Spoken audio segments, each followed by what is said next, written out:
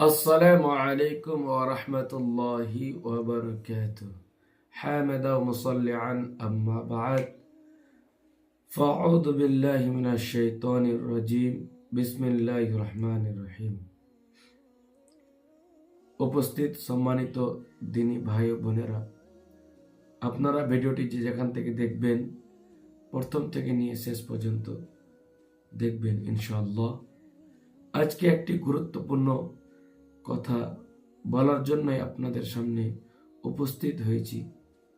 অবশ্যই আপনারা শুনবেন এবং মানারও চেষ্টা করবেন। একটি হাদিস বলি, আমাদের জন্য গুরুত্বপূর্ণ হাদিসটি।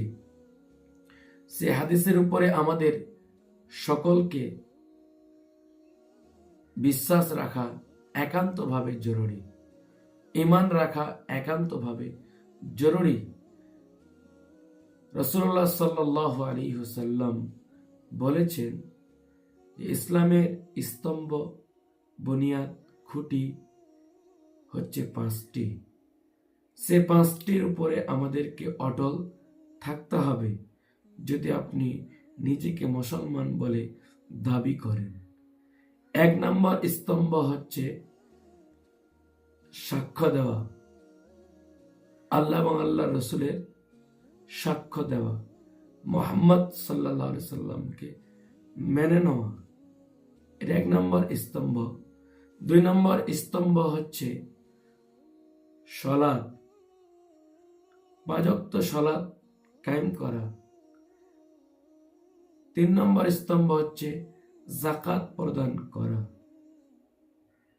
চার নম্বর স্তম্ভ হচ্ছে মাহে রমজানুল মুবারক মাস পেলে শ্যাম আদায় করা। আমরা কেমন মুসলমান যে রমজানুল মুবারক মাস আসার পরেও আমরা শ্যামের গুরুত্ব রাখি না। পাঁচ নম্বর স্তম্ভ হচ্ছে হজ করা। যদি আপনার সামর্থ্য থাকে, যদি আপনার টাকা পয়সা থাকে, যদি আপনার ধন সম্পদ থাকে, তাহলে আপনার প্রতি হজ ফরজ। এটা শর্ত আছে, যেমন হজে শর্ত আছে, যাকাতে শর্ত আছে।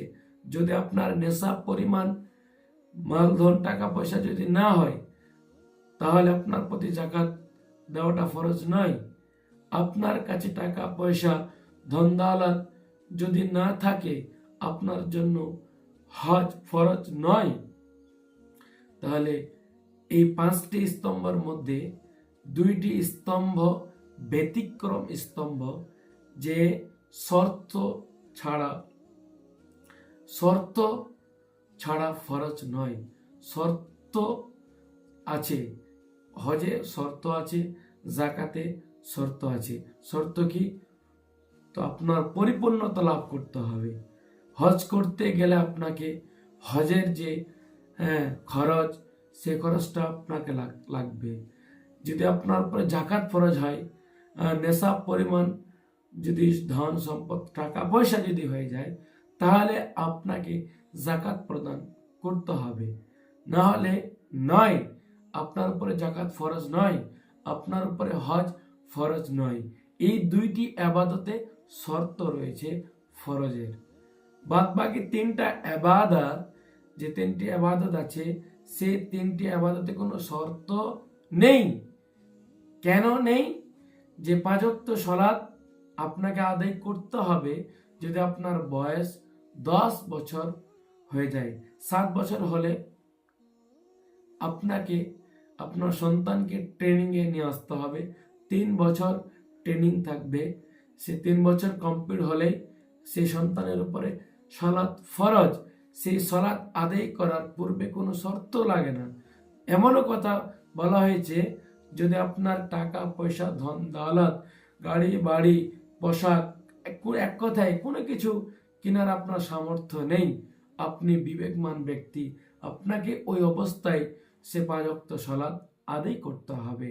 এই কথাই চূড়ান্ত। সালাতে কোনো শর্ত লাগে না, যে শর্ত ছাড়া সালাত ফরজ, এই কথা নয়। বিনা শর্তেই সালাত আপনার জন্য ফরজ। কেন? সালাত মানুষের সমস্যা বুঝে না। সিয়াম মানুষের সমস্যা বুঝে, হজ মানুষের সমস্যা বুঝে, হ্যাঁ, যেমন জাকাত মানুষের সমস্যা বুঝে নাই, নেশাব পরিমাণ পর্যন্ত পৌঁছে গেলে টাকা পয়সা আপনার সম্পদ আপনাকে জাকাত প্রদান করতেই হবে, সালাত আপনাকে আদায় করতেই হবে, তার আল্লাহ এবং আল্লাহ রসুলকে বিশ্বাস স্থাপন আপনাকে করতেই হবে, মোহাম্মদ সাল্লামকে নবী হিসাবে মানতে আপনাকে সাক্ষ্য প্রদান করতেই হবে।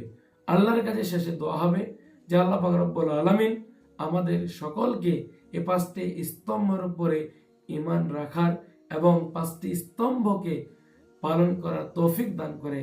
সকলে পড়বেন যিনারা দেখবেন, আল্লাহুম্মা আমিন। বলার মাধ্যমে কোনো ত্রুটি থাকলে দিনী ভাই হিসাবে মাফ করবেন। ওয়া আখিরু দাওয়ানা আলহামদুলিল্লাহি রাব্বিল আলামিন।